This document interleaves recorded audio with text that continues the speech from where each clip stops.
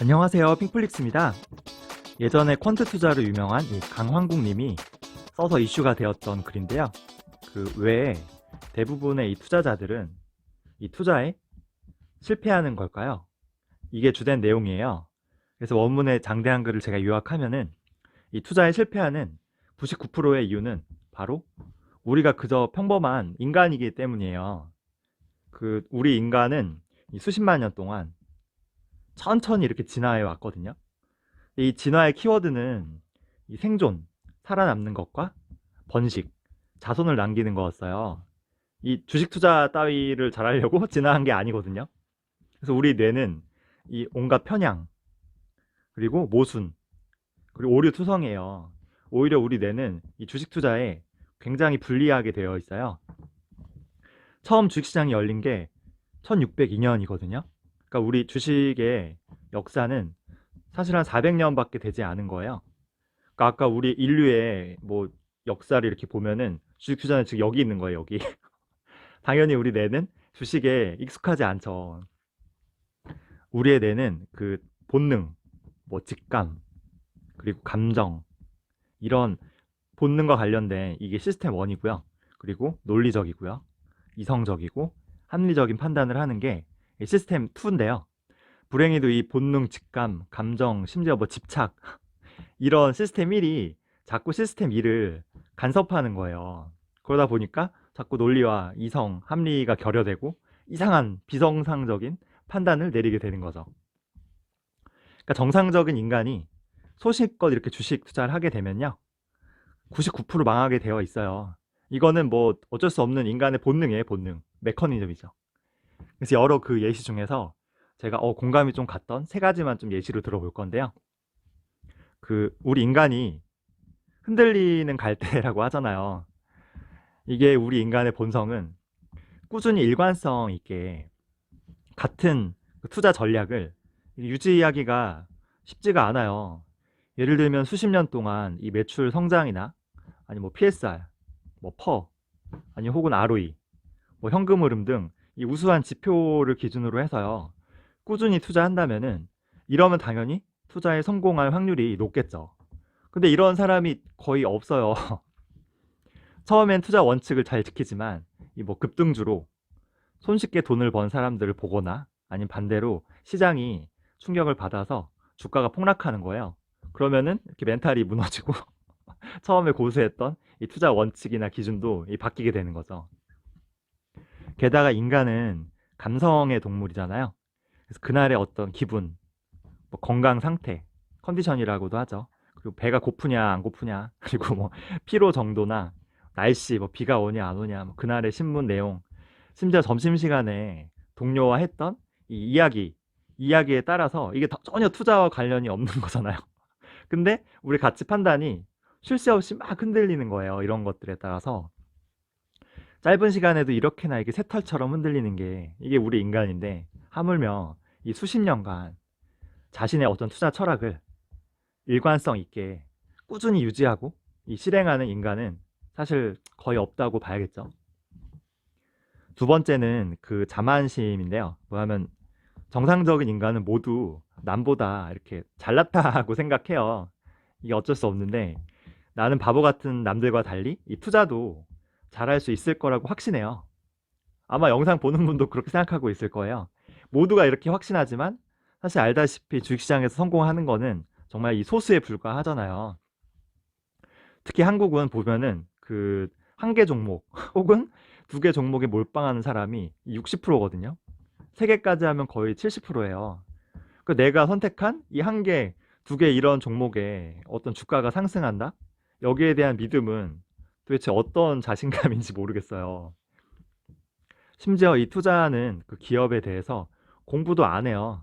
그죠? 뭐 인터넷에서 한 줄 정보나 주변 사람들에게 주워들은 정보만 믿고 소중한 내 돈을 그냥 무작정 갖다 내 버려요. 정말 나는 남보다 뛰어나다고 그렇게 생각하세요? 이분이 IQ 190이고요. 그 수학 천재고요. 수학과 이 금융과 이 도박의 역사를 다시 쓴 그런 유명한 에드워브 소프란 사람인데요. 이분도 결국 주식 투자에서 처절한 실패를 맛봤거든요. 또 뭐 인류 최고의 천재라고 불리는 이 뉴턴이죠. 만류 인력을 발견해낸 이분도 말년에 주식 투자에 실패해서 엄청난 돈을 날렸거든요. 제가 이 지금 기준으로 환산하니까 거의 20억 원이에요. 이분의 당시 전 재산이었다고 해요. 우리가 이분들보다 똑똑하진 않잖아요. 이게 그저 그냥 재밌는 얘기 같다고 생각되시면은 나는 아니다. 이거 이렇게 생각하는 당신이 가장 위험해요. 바로 당신의 이야기고요. 물론 지금 이 글을 쓰고 있는 저 자신의 얘기일 수도 있죠. 그리고 그 주식을 사고 팔 때요, 매매할 때 가장 중요한 거는 이 주식이 지금 미래 가치 대비해서 싼가 아니면 비싼가 이거잖아요. 이게 제일 중요한데 이게 내가 과거에 얼마에 샀는지 이 매수 가격 이거는 전혀 중요하지 않거든요. 이 무의미한 그 치수인데 사람들은 여기에 자꾸 집착을 해요. 왜냐하면 이 손해 보면서 파기 싫으니까 이 손실에 대한 두려움이 본능적으로 있거든요. 그 내가 산 주식이 막 매출이 막 반토막 나고요. 대표이사도 구속되고 자본 잠식에 빠지고요. 이런 최악의 상황이 펼쳐진다고 해도요. 나는 10,000원에 샀어. 근데 지금 8,000원이야. 그러면은 본전은 돼야지 하고 기다린단 말이에요. 결국 계속 기다리다가 상장 폐지되고요. 이 주식은 휴지 조각이 되죠. 이거 되게 많이 듣던 스토리 아니세요? 이게 주가가 이렇게 하락하면은 본전을 찾아야지 하고 의도치 않게 장기 투자하게 돼요. 근데 반면에 또 주가가 의외로 상승하게 되면요. 한 10에서 20% 수익만 나도 서둘러 팔고 이 이익을 챙기기에 이제 급급한 거예요. 그래서 나중에 이제 이게 두 배, 세 배, 심지어 10배 이상 오르게 되면은 뒤늦게 이제 피눈물 흘리면서 후회하죠. 그래서 내가 그 주식만 가지고 있었어도라는 이전 뭐 술자리 한탄 많이 들어보시잖아요. 뭐 이럴 수도 있고요. 그죠? 그래서 피터 린치는 이를 두고 이 꽃은 서둘러 뽑아내고요. 이 잡초에만 계속 물을 주는 행위라고 했는데 이게 진짜 절묘한 표현이죠. 이분이 활동한 시기는 거의 30에서 40년 전이거든요. 근데 우리 투자자들의 그 행동은 아직도 똑같아요. 이렇게 꽃은 막 서둘러 뽑아내고요. 이상한 이런 잡초 같은 거에만 계속 물을 줘요. 썩어 문드러질 때까지 막 물을 주거든요. 그러니까 안타깝죠. 이 밖에도 각종 인간의 이 편향이라고 하더라고 이런 거를. 그리고 모순 등 여러 가지 예시들이 나오는데 그 대체 어떻게 하라는 말인지 그죠? 차라리 우린 너무 미숙하니까 전문가에게 맡기는 건 어떨까요? 근데 안타깝지만 전문가도 얘네도 인간이에요. 이 우리와 똑같거든요. 이 편향 모순이 빠져 있는 게 똑같아요. 뭐 우리보다 좀 나을 수는 있겠지만 별 다를 바 없다는 거죠. 그래서 이 글을 쓴 이 강한국님의 주장은 이 투자로 계속 꾸준히 수익을 내려면은 그 인간의 감성이나 뭐 생각, 감정이라고도 하죠. 이런 거에 휘둘리지 말고요. 아까 얘기했던 그 시스템 2번 그 합리적인, 이성적인 그 판단에만 의존하라는 거예요. 그러기 위해서는 이 좋은 기업이라고 하는데 이게 좋은 기업의 기준이 막연한 게 아니고 정확한 숫자나 데이터에 기반해야 된다는 거예요. 그러니까 예를 들면 뭐 매출 성장률이 높고요. 그리고 ROE도 높은 최고 높은 상위 기업 10개를 1위부터 그 10개를 뽑는 거죠. 그래서 이거에 10개 기업에 이제 분산 투자하고요.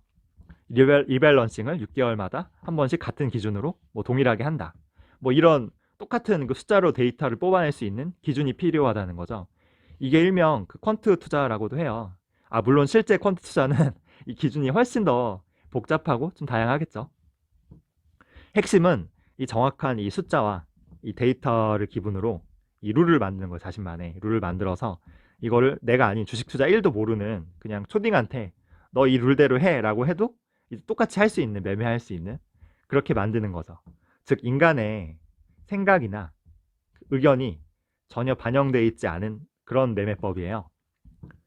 중요한 것은 이 룰과 그 기준을 그 내 돈을 이렇게 주식에 투자하기 그 전에 해야 된다는 거예요. 왜냐하면 인간은 그 내 돈이 들어가기 전에는 누구나 다 냉철하고 이성적이에요. 그쵸? 근데 일단 내 돈이 투자가 들어가고 나면은 점차 이 감정이 들어가죠. 아까 시스템 1번 자꾸 본능적인 이상한 게 들어가고 점차 이성을 잃고요. 마침내 이렇게 원숭이가 되는 거예요. 절묘한 표현이죠. 물론 뭐 다 일리 있고요. 저는 이 펀드 투자도 정말 매력적인 투자 전략인 것 같긴 한데요. 근데 나와 내 투자 성향이랑 잘 맞아야 되잖아요. 근데 저는 이거랑은 좀 잘 맞지 않는 것 같아요. 저는 이렇게 각종 숫자나 데이터 이런 걸로 기업을 걸러내고 막 리밸런싱 하고 계속 이렇게 막 체인지 바꿔 나가는 것보다는 저는 이렇게 10년, 20년 뒤에 성장할 이 기업을 딱 골라서요. 이 10년, 20년 동안 계속 보유하고 계속 사모으고 이런 장기 투자하는 전략이 저한테는 좀 더 맞는 것 같더라고요.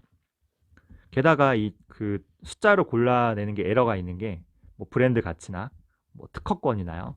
뭐 R&D 투자나 네트워크 효과 뭐 이런 다양한 이 무형 자산이라고 하잖아요. 이 눈에 보이지 않는 자산 가치가 계속 커지고 있어서요. 이렇게 숫자나 데이터로요. 좋은 기업을 고르기가 점점 사실상 이게 더 힘들어지고 있거든요. 뭐 나보다 이 무형 자산의 가치를 잘 평가하고 이런 데 투자를 잘할 수 있는 뭐 이런 기업에 투자하는 방법도 있겠지만 이 강방청 회장님 말대로 이 세상이 어떻게 변하고 있는지 이 변화를 잘 읽고요. 어떤 기업이 10년 뒤에 성장할 것인가. 그 인사이트라고 하죠. 이 인사이트를 기르는 게 저는 이게 가장 중요한 것 같아요. 근데 또 이게 함정이 있죠. 내가 과연 그런 인사이트를 가질 수 있을 것인가? 바보 같은 남들과 나는 다르다. 아까 얘기한 그 편향이랑 똑같잖아요. 그래서 요즘 느끼는 거는 제가 공부를 하면 할수록 점점 좀 자신감이 좀 떨어지더라고요. 내가 과연 그 10년 뒤 잘 될 그런 베스트 기업을 정확히 픽할 수 있을 것인가 자신이 없어요. 특정 기업은 제가 픽할 수 없지만 그 10년 뒤 꾸준히 이 성장할 섹터는 어느 정도 알 수 있을 것 같아요. 뭐 제 눈을 얘기했지만 IT 테크, 그죠? 헬스케어, 그리고 클린 에너지라고 하죠. 재생에너지잖아요. 이거는 뭐 저뿐만 아니고 많은 전문가들과 대부분의 사람들도 아마 인정할 거예요. 그래서 이런 특정 기업을 베스트 기업을 딱 정확히 맞추기보다는 이 관련 섹터에 ETF 비중을 늘리고요. 이거를 그냥 수십 년 동안 계속 장기 투자하고요. 홀딩하는 게 오히려 더 현명한 투자가 아닐까라는 생각도 사실 들어요. 투자를 하면 할수록이요. 그리고 공부를 하면 할수록 오히려 점점점 좀 겸손해지는 것 같아요. 하면 할수록 제가 잘 모르는 것 같아요. 그리고 그 아까 세 가지 예시 중에서 가장 제가 공감이 좀 와닿았던 거는 그 본전 생각에 이 기업이 안 좋은 거 같은데 안 좋은 거 같아요. 근데도 의도치 않게 계속 장기 투자하게 된다는 거죠. 이거 많은 분들이 공감할 건데요. 아마 그 아까 얘기했던 이 IQ 190에 이 수학 천재 이 에드워드 소프조차도 이걸 손실 편향이라고 해요. 여기서 벗어나지 못하고 이분도 반토막 난 주식을 4년 동안 들고 있었다는 거예요. 그러니까 이런 천재조차도 피하지 못한 거죠. 이게 논리적으로는 이러면 안 된다는 걸 이해하는데 이게 손실을 두려워하는 이 시스템 1 본능이죠.